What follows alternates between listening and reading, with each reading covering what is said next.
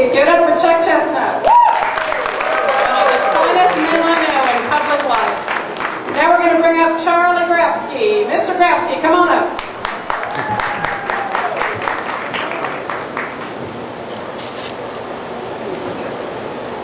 Well, good evening, Alachua County Democrats. And I'm saying this not just to those here in the overhead compartment, but to all those you out there on the road still looking out the different booths.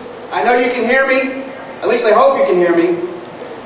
Let me just start this afternoon or this evening by answering the question that almost every candidate gets asked by almost every person first. And that is, why are you running for office? And the answer I give is actually quite simple. We are in trouble. This nation, this state, this county, this community is in real trouble. I don't know if you've noticed, but there is a war going on. And I don't mean the war in Iraq. I mean the war for the future and for the meaning of our country. A war that is taking place in Washington, D.C., across this country, and right here in your backyards. 230 years ago, last week, we celebrated our nation's declaring independence from a tyrannical government. Yesterday's patriots stood up. They were called troublemakers. They fought for what they believed in, and they fought for what was right, and they established in this country what was intended to be a democratic form of government, where we the people rule. Today's patriots are not those who will defer, as in a deferential society, to your corrupt or influential betters, those who claim to be your rulers. We are not subjects in this nation. We are citizens. We have to be active participants. We have to be treated equally and fairly, and we must have a voice in the process. Today's patriots are those who will stand up and fight to restore what this country did 230 years ago. In this country, the citizen is the highest political office. That's why I'm running, because I take the role of citizen. I take the duties of citizenship to fight for our rights, to fight for others' rights, to defend what we have established. Our rights and our freedom must be struggled for eternally, or else we will lose them. Let me sort of diverge for a second and do something that's more typical of a campaign speech and tell you what I'm for. Now, most people have platforms, and there's a sort of game that politicians play, and I'm a political scientist, so I certainly know about the whole way to electioneer to get into office. Something, by the way, our founders feared and wanted to set us up on a different model. And they say, only give the people 3 things because that's all they can handle. Well, I believe you can handle a little bit more than that. So I have what I call the 6 E's. These are the things that I stand for aggressively, firmly, and without hesitation. Now, they're not everything, but I believe that these are the most important. And the first set of 3 are the ones that almost no one in government office is standing up and fighting for. And they are the most important. And that is ethics, education, and empowerment. That is the foundation of a good form of government. In the state of Florida, we have a very powerful ethics law adopted by the people via constitutional amendment. Yet it has been eroded and ignored. We have the foxes guarding the hen house in our ethics commission. This is intolerable. We have a famous sunshine set of laws, open government and public records laws, and they are under attack. They are ignored in local government.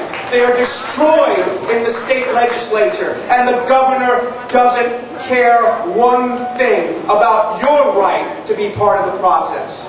They look at you as subjects and not as citizens. And the most important thing for a citizenry is education.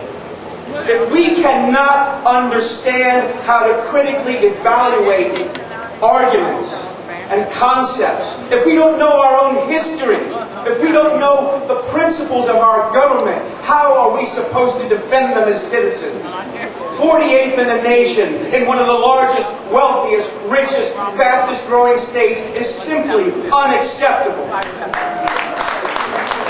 Teachers are not the problem. Students are not the problem. And the schools are not the problem. The problem lies in Tallahassee. And yes, the problem also lies with us because we allow the people in Tallahassee to neglect their responsibilities. We need to stand up and make education a top priority. I am here to fight to make this the education state. Empowerment. Well, that gets to the heart of it. That's what it means to be a citizen. It means that your voice is heard. It means that your voice is part of the process. Yet we in the state of Florida are known for what? Fraudulent elections. We're known from it from 2000 to 2004, and those of you who know what's going on in Alachua City right now know that it goes on to this day. This is intolerable. Do you know that in the Bush v. Gore decision in 2000, the Supreme Court of the United States declared that you, the people, do not have a right to vote for the President of the United States, constitutionally guaranteed? Why do we have flag-burning amendments, gay marriage amendments? Why don't we have a right to vote amendment? I mean, think about it. That's what the amendments to the Constitution are supposed to be about. We, the people, need to become empowered in order to rule again, and we need leaders in Tallahassee and Washington, D.C. who will help us get there. Now, my second set of E's I'm going to give to you very quickly. These are the more traditional, policy-oriented ones. And the three most important ones that I think, and they're not exclusive, but energy, environment, and employment.